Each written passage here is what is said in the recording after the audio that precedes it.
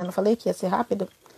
Voltei e tô só esperando o André e companhia toda aparecer aqui para a gente continuar esse papo tão interessante sobre o populismo penal, sobre a ineficácia do endurecimento penal e sobre todas as questões sociais e antropológicas que permeiam o direito penal. André entrou, já vou puxar ele aqui para continuar batendo o nosso.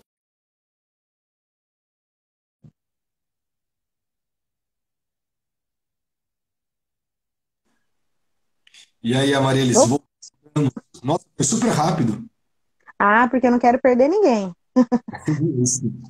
Já emendamos, estamos de volta e é Aliás, isso. o pessoal tá entrando. Ah, o Biel acabou de entrar, Biel querido. Sim, Aliás, presidente da Comissão de Igualdade Racial lá em Barueri, companheiro de política de ordem. sim, nossa, é o queridíssimo. Aliás, saudades. Depois que passar a quarentena, passar a pandemia, a gente tem que marcar um almoço com todo mundo no Nove Conto. Ah, a gente pode fazer várias edições do almoço no Nove Conto. De repente, uma live diretamente do Nove Conto, para as pessoas conhecerem as maravilhas de almoços a preços módicos. Mas tem muita gente querida aqui, sim. Doutora Lázara, a Tainá Silveira, lá do Ceará. Então, assim, a gente está com uma audiência. Vi que Carla Silene também entrou lá na outra live, é que eu não quis te interromper, mas tem muita gente querida, muita gente que de fato aí tá nos dando a honra de prestigiar essa live. Ah, a Bia também, o Gilney está aqui também, um grande querido, grande advogado criminalista. O Gilney, né? Olá, doutor Gilney, bem-vindo. E aí eu já aproveito para chamar todas essas pessoas queridas para que estejam conosco também como membras e membros da comissão. É sempre muito importante a gente construir coletivamente, de maneira horizontal, com pessoas aliadas e alinhadas com as nossas ideias. Então, se você está gostando da live, enche de coração aqui, porque o Instagram ele é uma rede de monetização. Então, quanto mais interação, mais visibilidade, e eu acho que o André merece toda a visibilidade do mundo, porque tem falado coisas muito importantes. Se está gostando da live também, aperta esse aviãozinho que tem aqui, ó. Esse aviãozinho vai abrir sua lista de amigos, e aí você vai convidar todo mundo para assistir e participar das regras do sorteio também. Estou esperando uma galera a mais entrar, a gente estava com um número X de pessoas na outra live, eu vou esperar receber mais ou menos esse número de pessoas para ser justo. Enquanto isso, o André vai contar mais um pouquinho do assunto, falar um pouquinho mais sobre a inefetividade do endurecimento da lei penal, sobre populismo penal, enfim, tudo que a gente vem conversando aí na última hora e tem sido muito agradável. Ah, legal. Vamos falar. Antes, eu queria mandar um beijo também para a Glícia, que é minha aluna lá da São Judas. Ótima representante de sala, inclusive. Uma sala ótima. É, mas, seguindo, o caso da. Nossa, agora a gente estava falando dela agora, que me fugiu o nome. Que Da foi Bárbara. absolvida, da Bárbara, a Babi. O caso da Bárbara, ele mostra, né, como o direito penal, como o sistema penal pode errar. Aí aconteceu, né, com a Bárbara o que acontece com um monte de gente. A sorte dela é que ela tinha um bom defensor, tinha um bom advogado, conseguiu que o caso dela fosse para a mídia, porque senão seria mais um caso que provavelmente ficaria engavetado lá no Tribunal de Justiça, ficaria esquecido. E mostra também a irracionalidade do sistema penal, em que a pessoa precisa punir alguém, não importa se é o verdadeiro culpado. Exatamente. E qual é o problema? Né, o que eu falei, né, uma vez que eu teve um ato na OAB, inclusive. Aliás, era, eu acho que da nossa comissão um ato. Não é, Marilis, que foi feito um ato para a Bárbara? Ou era da Eu Comissão de acho que a comissão participou como apoio, mas quem puxou foi Igualdade Racial, acho que Mulher Advogada e, salvo engano, Diversidade Sexual. Eu acho que foi esse mesmo. Né? Eu lembro que a gente participou, mas eu falei para a Bárbara, olha, Bárbara, você foi sequestrada. Né? O que fizeram com você não é nada além de um sequestro. Só que é um sequestro utilizando toda a força do Estado, toda a força do poder público gastando dinheiro público à toa, né? A gente está falando agora, né? O pessoal gosta tanto, né, de falar assim, não, tá gastando dinheiro público à toa, onde já se viu da Bolsa Família, né? Dinheiro para vagabundo que não vai trabalhar. Pô, tá gastando dinheiro público à toa quando você prende um inocente. Então, Exatamente. tudo isso olha que coisa horrível. A gente gastou uma nota para deixar uma inocente presa. Aliás, só, né, fazendo um paralelo, eu descobri há pouco tempo que cada inquérito policial, não é um inquérito policial simples, custa R$ 40.000 para os cofres Nossa. públicos. Ou seja, um inquérito policial simples, né? Não é desses todos midiáticos que são Complexos, com diversas diligências e perícias e todos os efeitos especiais, buscas e apreensões, e mídia chute na junto. porta, Exatamente o chute inquérito na policial. porta, jornalista com colete à prova de bala. E a gente gastou um dinheiro público à toa, está gastando dinheiro público à toa para prender gente que não precisa ser presa. E quando a gente. Exato. Isso a gente já pede muito. Pô, por quê? Porque não tem paciência para esperar. É por isso que a gente tem a questão da a impunidade, né? Se fala muito da impunidade, a Marilis voltando naquela questão, e tem, né? Eu acho que está dentro dessa perspectiva. Se fala muito em impunidade porque se quer punir rápido, né? E não se quer esperar. E com isso, os direitos não são respeitados, a pessoa ela acaba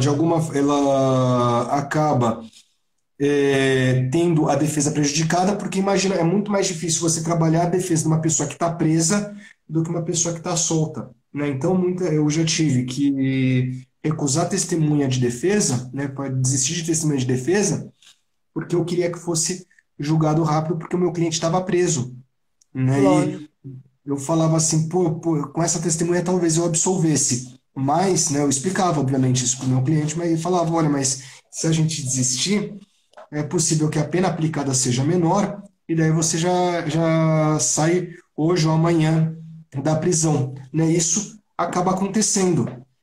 Então, a gente troca um direito por uma celeridade, sendo que muitas vezes aquela pessoa não precisaria sequer estar presa.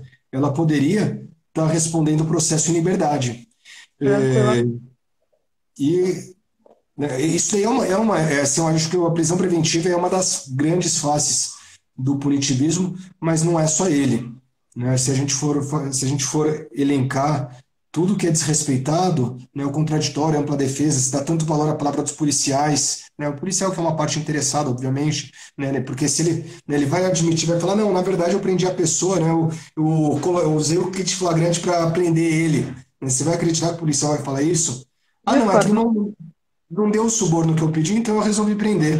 Né? Não estou falando que todo policial faz isso, mas muito pelo infelizmente. contrário.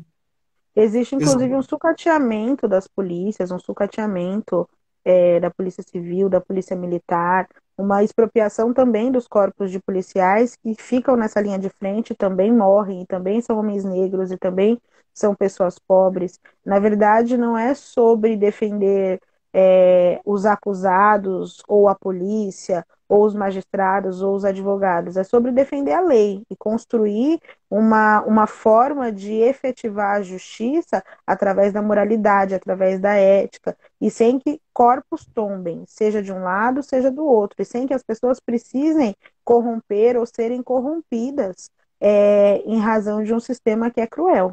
Eu estou gostando muito dessa live e dessa construção, principalmente dessa abordagem que você fez, porque é isso, num processo que ele já tem vícios de início, numa construção de um sistema que é um sistema que está viciado desde o seu início, desde o seu nascedouro, em razão de todo um panorama social prejudicial, qual é a possibilidade de efetivar a justiça? Qual é a possibilidade de construir um panorama de efetivação da pretensão satisfativa da vítima ou da finalidade de ressocialização de uma pena? É isso, eu acho que faz total sentido.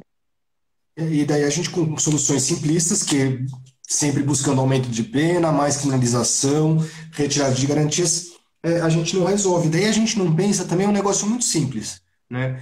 Eu acho que né, onde a gente vai investir é simples, como a gente vai investir é complicado, mas Pensa o seguinte, Marília, você prefere é, ter o seu celular devolvido após um roubo ou se quer ser roubada?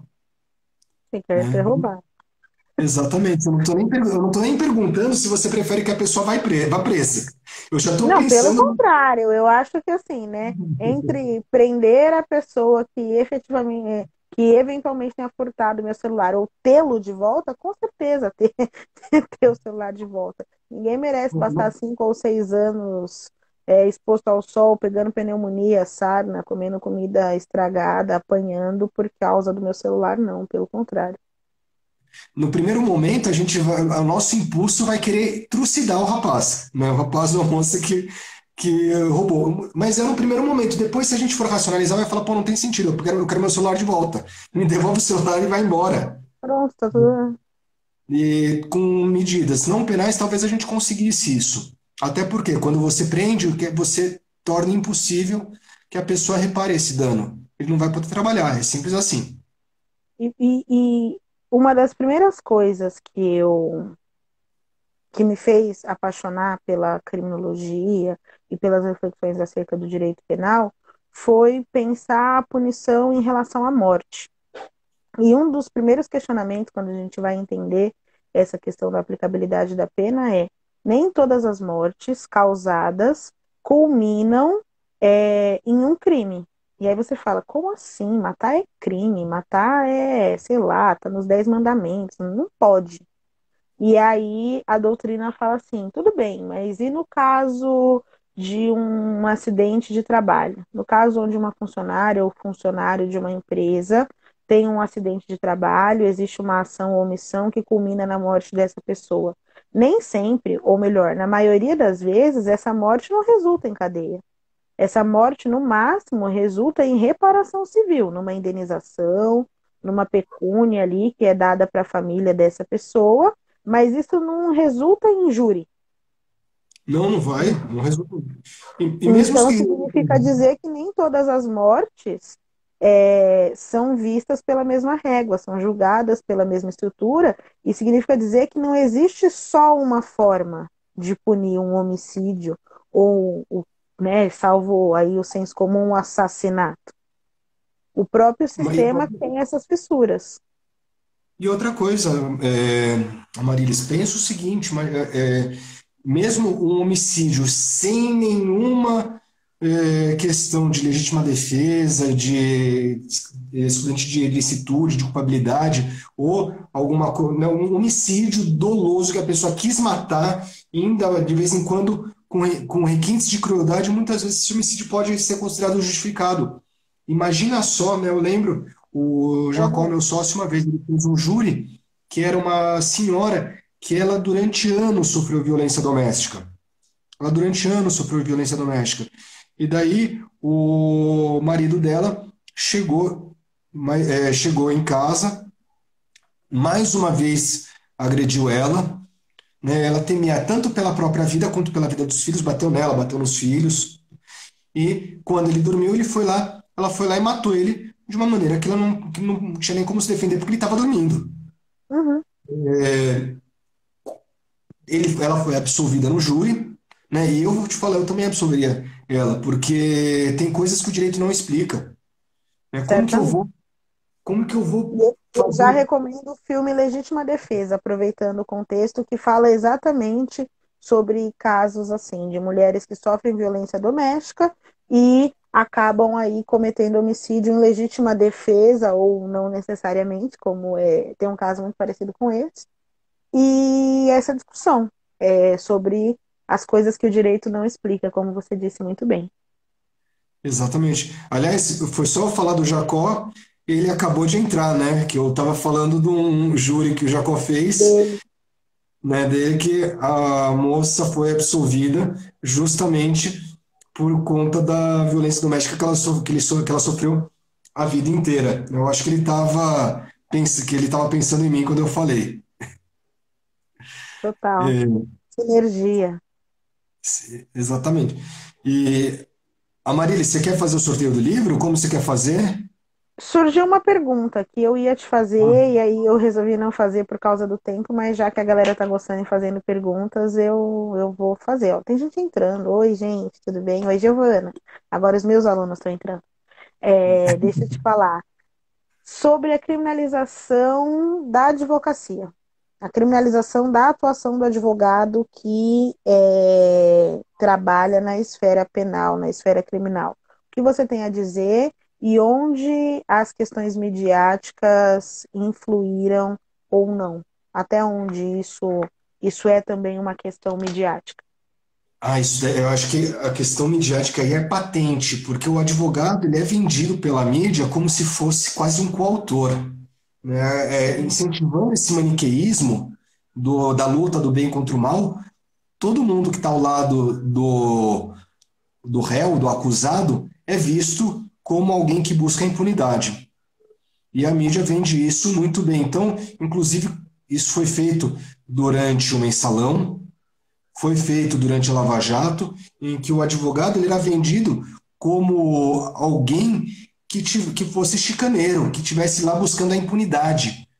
Ele não estava lá para buscar a justiça. Ele era um empecilho. E, sendo um empecilho, ele deveria ser retirado, assim como todos os outros direitos e garantias para o réu. Só que, sem advogado, não se faz justiça. O advogado ele é necessário para para que efetivamente os direitos sejam garantidos, né? Inclusive, ontem, coincidentemente, eu fui fazer um flagrante e quando eu cheguei no. Era um acidente de trânsito, daí o policial militar falou assim: por que, se não aconteceu nada, se é só um acidente de trânsito, por que você veio ser advogado? Falei, porque todo mundo tem direito ao advogado, inclusive se você fizer alguma coisa, você pode também contratar um advogado. Né? Sim, Inclusive, eu defendo PMs também, se for o caso, se eles precisam, quando eles precisam. Né? fica Então, aqui com o meu cartão. exatamente, mas é como se o advogado só tivesse lá se a pessoa fizesse alguma coisa errada. Não, o advogado está lá porque toda É pessoa essencial o exercício da justiça. tem que exercer o direito à justiça. O que acontece? O direito penal, ele existe não para proteger a sociedade. Ele não existe para proteger a sociedade, ele existe para proteger o cidadão contra o Estado. Né? Porque Total. se o Estado for ilimitado, o cidadão, a sociedade vai sofrer com o Estado, vai sofrer uma repressão enorme. Sempre que o direito, sempre que os, o direito penal foi relativizado, a sociedade inteira sofreu. Então, por exemplo, na ditadura militar, as pessoas eram perseguidas e tinham seus direitos cerceados, os sindicatos eram perseguidos, a sociedade civil organizada, a igreja era perseguida, e com a liberdade de imprensa, e com isso tornou possível, inclusive, um sistema extremamente corrupto. Né? Aliás, Sim, autoritarismo e corrupção estão ligados sempre. Né? A União Soviética era corrupta, a Alemanha nazista era corrupta, a Itália fascista era corrupta, o regime militar brasileiro era corrupto, o argentino também era corrupto. Né? Por quê? Porque não existe nenhum controle por parte do Estado. O Estado tem o poder ilimitado e as pessoas que estão no Estado acabam, de alguma forma, acabam exercendo esse poder a mais. E o advogado ele serve justamente para impedir que esse Estado não volte suas garras contra o cidadão. E é muito triste, inclusive eu estava, coincidentemente, antes de entrar na live, eu estava ouvindo um trecho do debate nossa, esqueci o primeiro nome do Botelho, né, que é advogado que estava falando que está como comentarista na CNN, com aquele outro, com o Coppola, que, né, fez direito e não uhum, consegue passar na OAB. E o Coppola querendo criminalizar a advocacia, ele falando, olha, toda pessoa precisa de um advogado, né? Então, toda pessoa merece defesa. E o advogado ele não luta pelo crime, ele não busca a criminalidade, ele busca o direito de defesa, ele busca a democracia, busca garantir que a pessoa não vai ser prejudicada, que a lei vai ser aplicada de forma correta. Então, em todo lugar em que existe uma acusação, é necessário que exista uma defesa, né? Lembrando que nem sempre o advogado pede absolvição, mas muitas vezes ele pede a adequada aplicação da pena. Ele está lá para fiscalizar o fiscalizador, né? Aquela frase, who audits the watchman. E quem fiscaliza, o fiscalizador muitas vezes é o advogado. Total. E eu queria, se você me permite, fazer um comentário sobre um recorte de gênero que existe dentro dessa criminalização do exercício da advocacia. Nos casos, principalmente os casos midiáticos, em que mulheres são réis, ou ainda naqueles casos midiáticos em que mulheres são advogadas de determinadas réis, existe uma criminalização e um julgamento ainda mais pesado em relação a essa defensora, a esse defensor. Eu explico. Caso Suzane Richthofen. Foram muitas defensoras e muitos defensores que passaram, justamente porque as pessoas não questionam os fatos do crime ou as questões que permeiam o ato. As pessoas questionam quem é capaz de defender esta mulher. Ou se a gente for pensar, por exemplo, no caso da Elise Matsunaga, que foi também o fato de ser uma mulher que mata um marido, e, enfim, com um crime que tem diversas questões supervenientes aí, preponderantes. Quem é capaz de defender um monstro? E outros casos em que a gente pode mencionar, por exemplo, as advogadas que fazem defesas de vítimas de estupro, de assédio, e essas advogadas são frontalmente atacadas, né? Existem colegas, inclusive eu tenho uma colega que está atuando num grande caso em relação a uma pessoa que tem alcance midiático e está defendendo os interesses de algumas vítimas, e essa advogada ela foi frontalmente atacada em vários espaços. E o quanto isso é injusto, o quanto isso é avassalador para quem exerce uma profissão aguerrida, uma profissão que encontra diversas dificuldades em diversos espaços e que tem uma dificuldade de mobilização também dos recursos midiáticos para ter o direito de resposta no mesmo nível, com a mesma amplitude e alcance.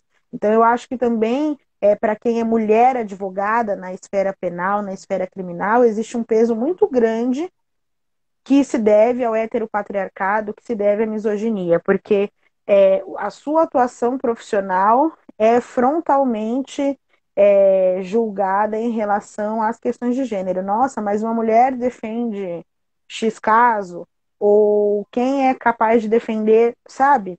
Eu acho que tem um lugar também de ser mulher inserida nessa dinâmica que ele é muito perverso. E é interessante, Marisa, que muitas vezes a mulher, quando ela se impõe, ela é taxada de louca, né? O Sim, homem raivosa. raivosa, o homem é taxado, o homem é firme, a mulher ela é descompensada, né? O que tem que tomar muito cuidado, né? Porque assim como tem homem também que se descompensa, mas né, muitas vezes ele não é alvo de tantas críticas. E, De aliás, crítica. a advocacia ela é um ambiente machista.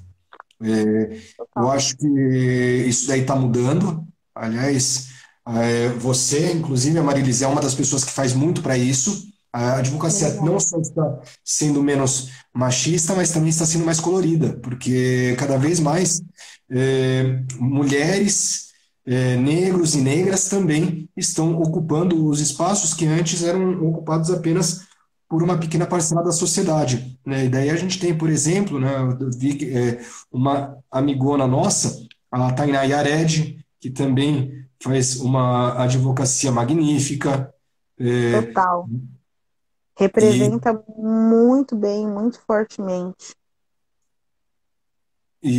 mas a gente tem que, eu acho que isso daí é uma luta de todo mundo, porque é uma luta, pelo menos eu não escondo de ninguém que eu sou de esquerda, mas eu busco a igualdade. Eu acho que a gente tem que ter igualdade de oportunidades, tem que a questão da pele e a questão do gênero não podem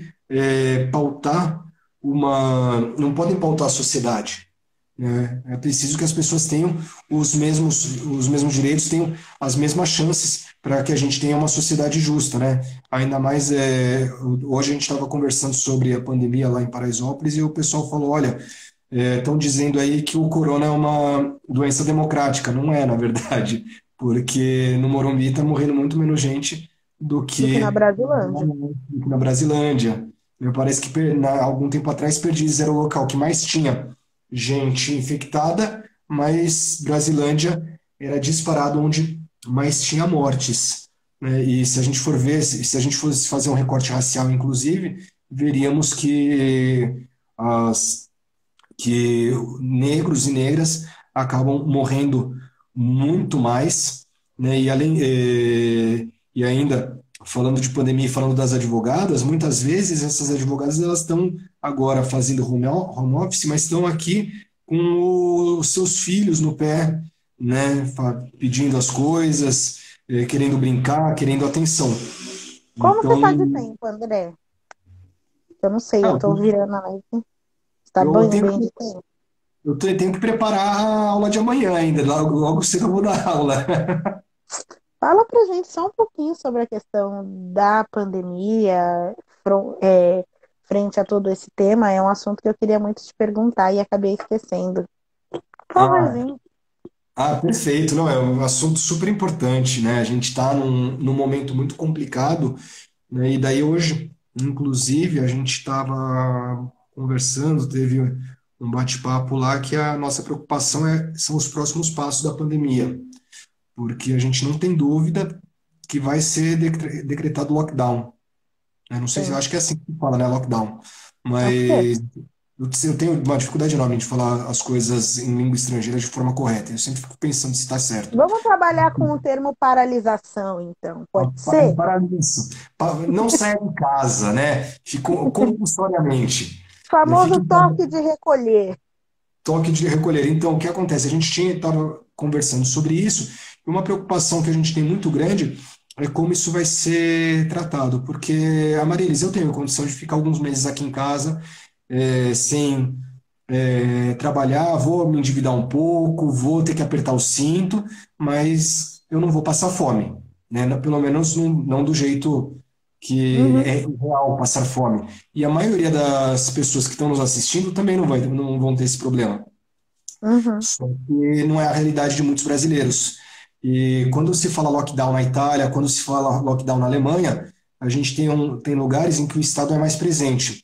Quando a gente fala lockdown no Brasil, o negócio é muito diferente. E a gente está vendo um total descaso do poder público, né? E aí eu posso dizer, inclusive, vou ser bem sincero com você, Amarilis, a gente deu muito azar porque a gente pegou o pior presidente que a gente teve desde a redemocratização, talvez o pior governador que a gente teve desde a redemocratização, e um prefeito que eu não sei se é o pior, mas ele também não fica muito atrás dos outros dois.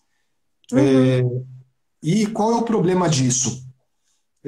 O presidente ele fica com seus devaneios, o governador ele é muito bom de palavras, mas ele é péssimo de ações, ele só atrapalhou até agora, e inclusive onde eles colocaram o dedo, lá nos projetos que a gente tem, de alguma forma, eles tentaram pegar um mérito que não era deles para eles, né? uhum, E em determinados momentos, inclusive, atrapalharam a comunidade, causando, inclusive, aglomeração de pessoas e, obviamente, infectando mais gente. E eles não têm um projeto social, eles não têm um projeto político, eles não têm uma gestão, um projeto público para as favelas, para as comunidades. Isso não tem em nenhum lugar do Brasil. Eu posso dizer com segurança que nenhum lugar do Brasil tem um projeto social claro para a pandemia nas favelas. Talvez nem no mundo a gente não tenha tido, e o Brasil país que ele tem passaram pela pandemia. Com isso, Amarilis, a gente está com um medo muito grande de como vai ser esse toque de recolher, porque imagina só que as pessoas elas vão começar a passar fome e em alguns países, eu acho que no Equador eles começaram a saquear, começaram a invadir condomínios. E isso, se for decretado o toque de recolher, fatalmente vai acontecer no Brasil, porque não é porque as pessoas são maldosas, são ruins, não, porque elas vão estar passando fome, elas não vão ter o que comer, e daí elas vão sair de casa, porque morrer de coronavírus é uma dúvida, morrer de fome não vai ser uma dúvida. E qual Não, vai ser a política pública que vai ser usada contra essas pessoas? Né, eu vou ser bem sincero, eu acredito, conhecendo os atuais governantes, provavelmente a política pública que vai ser usada vai ser tiro, porrada e bomba. Né? Vai ser, ou eles vão fechar as saídas das favelas e o toque de recolher lá dentro, o azar o deles, fazer como eu acho que é Área 71, né, aquele filme que se passa lá na África, como Área 71, que você fecha, o que eles estão fazendo lá dentro pouco importa, mas daí não vai, obviamente, não vai entrar alimentação, não vai sair gente para trabalhar, e daí quem tentar sair vai ser preso, né, sendo que vai ser muito mais fácil o atira depois pergunta acontecer em tempos de pandemia do que agora, porque está justificado, olha, é uma pessoa que estava saindo e estava colocando toda a sociedade em risco de ser contaminado, ainda mais se depois pegarem no sangue que ele estava contaminado. Então ele saiu com o objetivo, inclusive, de contaminar as outras pessoas. No momento que isso começa, que as pessoas começarem a passar fome e tentarem sair de casa para conseguir comida? conseguir comer, daí a repressão vai ser utilizada. Essa é uma preocupação muito grande que a gente tem. E até por isso que a gente está fazendo um trabalho não só em Paraisópolis, mas no Brasil inteiro, como o G10 Favelas, em que se busca minorar os problemas da crise, dessa pandemia. Por exemplo, a gente já chegou na marca de 6 mil marmitas por dia. Né? Então, diariamente, só em Paraisópolis, estamos distribuindo 6 mil marmitas por dia. Fora cestas básicas, produtos de higiene. A gente está com um esquema de presidente de rua, em que são pessoas que elas são responsáveis por levar os mantimentos para as pessoas que estão em casa, que têm que ficar em casa, que não podem sair para trabalhar por conta do recolhimento. Isso daí é uma forma também de reduzir a circulação de pessoas e é, conseguir A- Atender o minorar, maior número possível em segurança. sim, e evitando aglomeração, né? Inclusive, a gente está pensando em remédios jurídicos, porque se for decretado o lockdown, né, o toque de recolher, como a gente vai fazer para realizar esse trabalho? Porque a maioria de vez em quando eu tenho que estar em loco, né? O Gilson, Exato.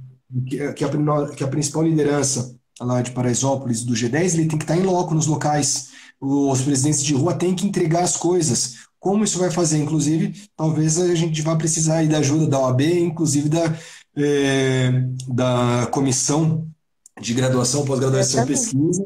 Vou pedir à sua pessoa esse auxílio, inclusive Sempre. técnico, auxílio político, né? E eu sei que você vai ajudar, assim como vocês estão ajudando desde o começo, para ver remédios jurídicos e remédios políticos para a gente conseguir Isso aí. passar por cima disso, para a gente conseguir resolver esse problema. Porque imagina só, se, se já está sendo difícil atender todas essas pessoas fazendo esse trabalho e tendo uma liberdade de locomoção, imagina com lockdown como a gente vai fazer.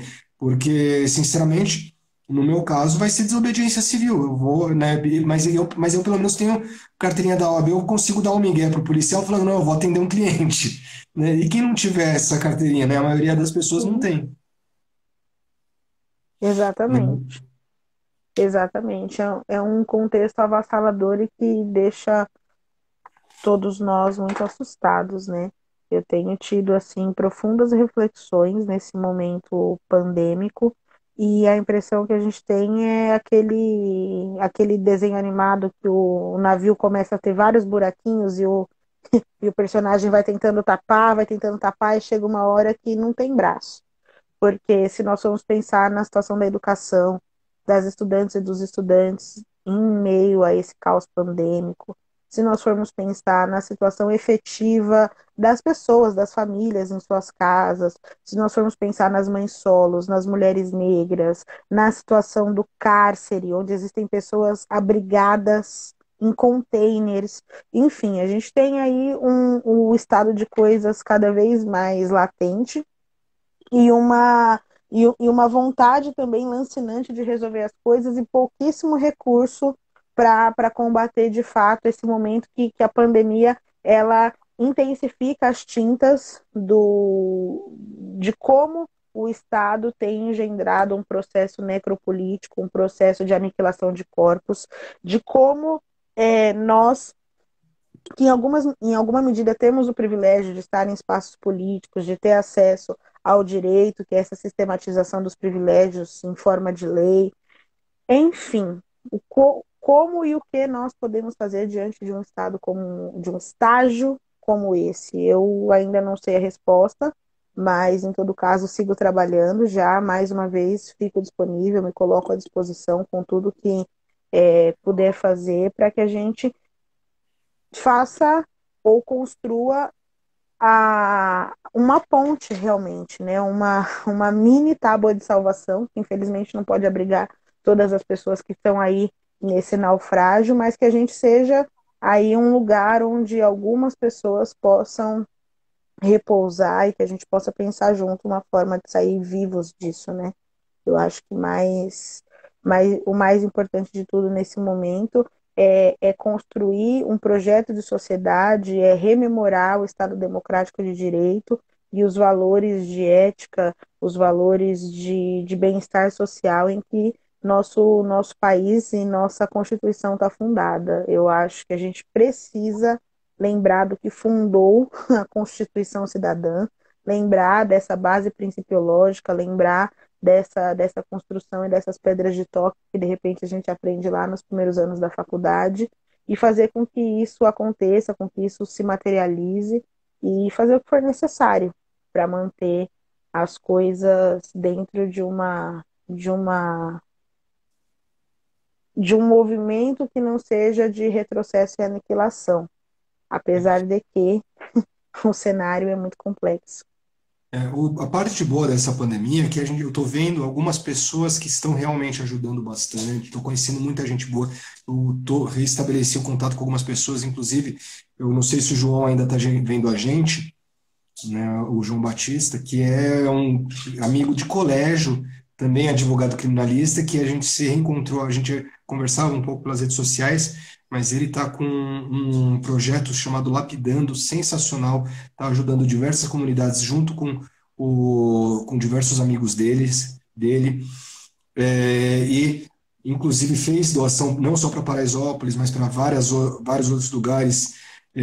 Várias pessoas que entraram em contato comigo que eu nunca tinha, não sabia da existência e acabaram vindo conversar para ajudar de alguma forma, algumas presencialmente, outras com doações, né? E todo mundo pode ajudar dentro da medida do possível, né? Porque tem, inclusive, uma coisa que eu falo, pô, você está num grupo de risco, não sai.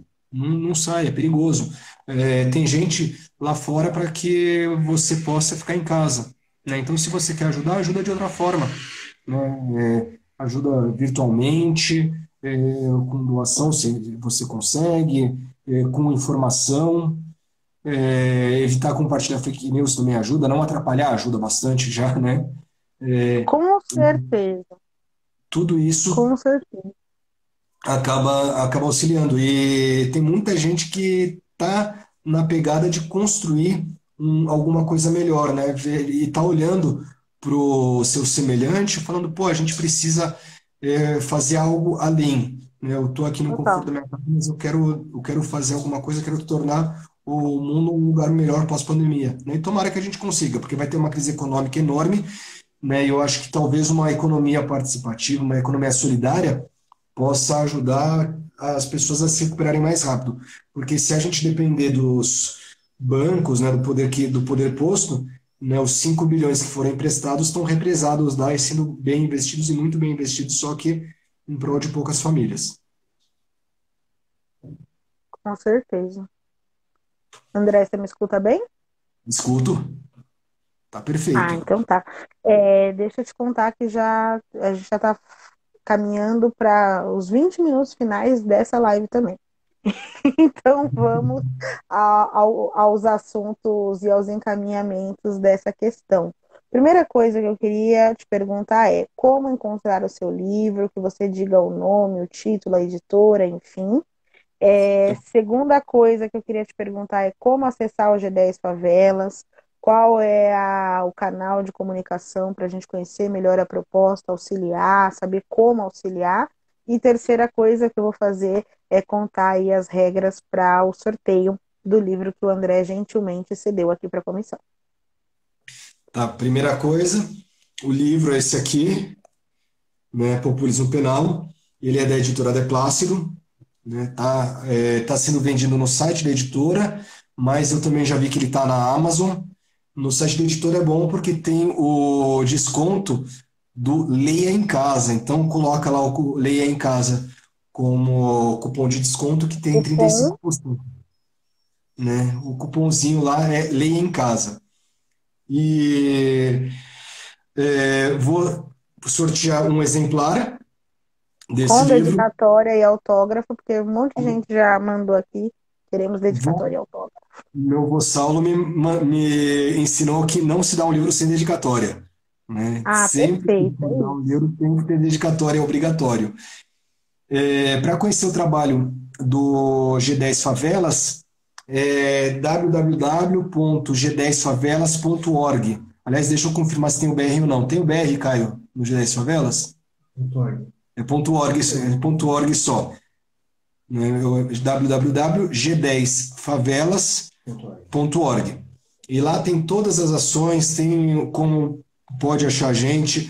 Qualquer coisa também, entra lá na minha rede social, né? Pode fazer perguntas, eu respondo na medida do possível, né? Eu tento responder rápido, de vez em quando não tão rápido quanto eu gostaria ou quanto vocês gostariam nesse mundo fast food, né? Já que a gente está falando, né? Que a gente já falou lá do imediatismo que a gente tem.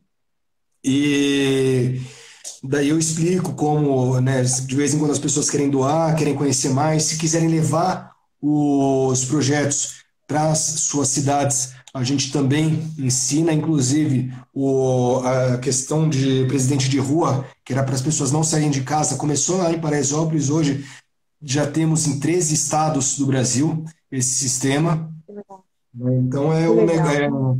e se continuar assim, vai ser o primeiro produto brasileiro exportado durante o coronavírus, né? Já que não pode circulação de pessoas, a gente tem circulação de ideias. Oh, que beleza. Inclusive, se quiser colocar o alojamento na sua cidade, a gente está desenvolvendo um manual, né? Tá? A gente já tem na cabeça como isso foi feito, a gente dá todo o auxílio. É, Inclusive, governadores já entraram em contato com a gente para que isso vá para os outros Bacana. estados, mas quem quer, quem quiser, quem conseguir implantar na sua cidade, a gente consegue, porque a gente está com alojamento para 510 pessoas estão infectadas com Covid, para que essas pessoas fiquem isoladas, consigam se recuperar e também não contaminem as suas famílias. Perfeito. Uma iniciativa essencial e realmente pioneira que deve ser propagada aí em todo esse Brasilzão, porque tem muita gente sofrendo nesse momento, né? Então, dá orgulho de ver o trabalho do G10 e saber que mesmo nesse momento de caos e tristeza, existem cabeças pensantes aí salvando vidas. Quase sem mais delongas, eu já vou falar do sorteio, gente, prometo, mas eu e o André a gente não tirou a foto. Então é o momento de vocês printarem, marcarem @gpgpoabsp e fazerem essa postagem sobre o nosso trabalho, sobre a comissão, dizerem se gostaram ou não, e com certeza gostaram dessa nossa live. Então, André, eu vou pedir para você colocar o populismo penal aqui, ó, desse ladinho. E um, dois, três e print. Opa, não deu, peraí. Ah, não dá. Um, dois, três e.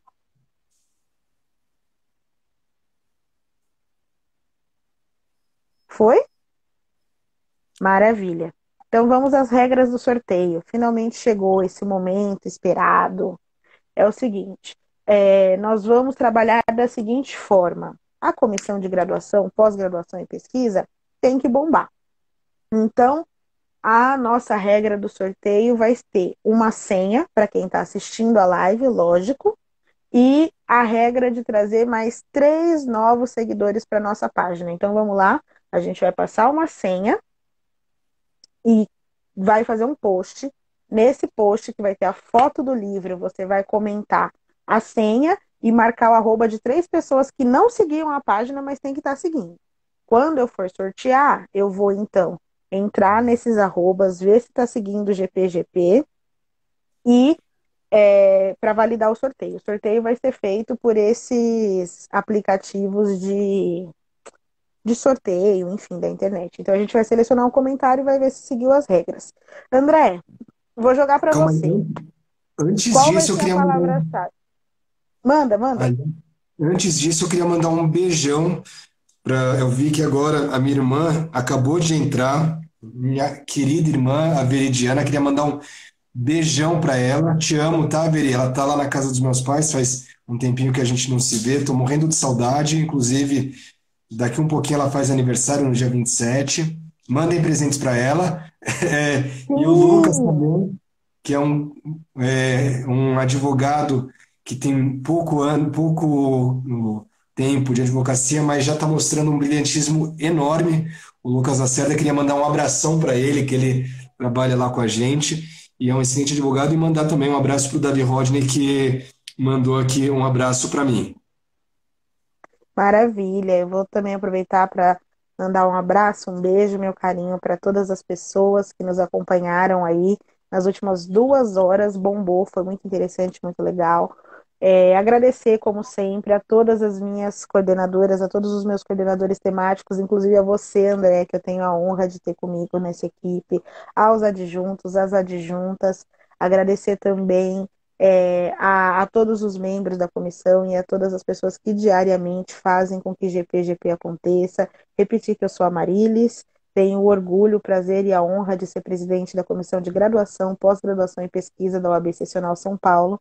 Trabalho ao lado em sistema de copresidência com Lázara Carvalho, com Rafaela Reis, e nós, então, somos aí o corpo diretivo dessa comissão que faz ou melhor, que sela diariamente o compromisso de pensar o direito enquanto ciência social aplicada de maneira transversal e interdisciplinar. Então estejam conosco, conheçam o nosso trabalho e sem mais delongas, André, que eu fui dando assim uma enroladinha para você pensar, qual vai ser a palavra-chave senha desse nosso sorteio?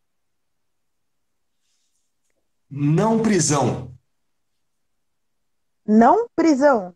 Não prisão. Sim, não quero mais prisão. Não prisão. Não prisão. Então é isso. Então vocês vão, a gente vai fazer o post com a foto do livro do André. O post vai sair agora, imediatamente após o término da live. Eu ia falar da laje. Enfim, batendo uma laje. Ao término da live, a gente vai fazer um post com a foto do livro do André. Mostra aí a capa do seu livro, André. Vocês vão digitar a senha não prisão e marcar 3 pessoas que não seguiam a GPGP e que vão começar a seguir.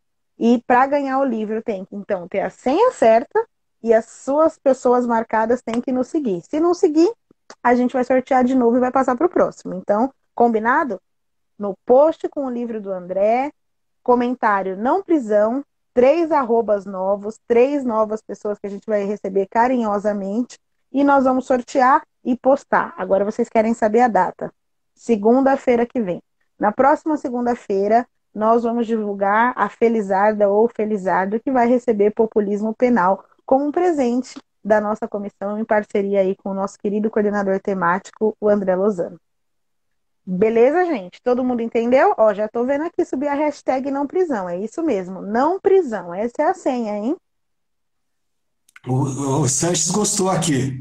Olha, o advogado Sanches gostou, né? Pessoal, um beijo para todos vocês. Obrigado por nos acompanharem. Marilis, obrigado pelo convite. Né? Uma honra ter você como coordenador, como presidente da comissão. Aliás, uma comissão maravilhosa. Um beijão para a Rafa também, que é um doce de pessoa e super dedicada. Né? Vocês estão fazendo um trabalho maravilhoso. Eu agradeço muito, André, a escuta e a estada não só nessas últimas 2 horas, mas num longo tempo, o apoio, o carinho, o respeito. Eu sou uma pessoa assim que tenho o orgulho de poder te chamar de amigo e devolvo a você também minha amizade, minha lealdade, minha bem-querência, porque de fato você é uma pessoa que me faz acreditar na construção de um mundo melhor e mais justo. Então eu te agradeço, muito honrada, falo de coração, assim, enfim, não é da boca para fora e jamais seria, porque você é uma pessoa incrível, formidável, tanto no aspecto de professor e pesquisador, advogado, mas também no aspecto humano, e principalmente no aspecto humano. Eu agradeço estar ladeada com você, certo? Muito, muito obrigada. Fico até Muito tímida de novo, obrigado. tá vendo? Eu tô tímida. E depois a É gente, com toda a quarentena, a gente faz a live no Nove Conto. É isso, gente. Então, depois da quarentena, a gente se vê no restaurante carinhosamente apelidado de Nove Conto, porque nós somos pesquisadores, somos advogados, somos professores, mas não somos ricos. E é isso. Fiquem bem, estejam seguros, comentem lá no post que a gente vai fazer com o livro do André e até a próxima. Essa foi a Jornada do Conhecimento.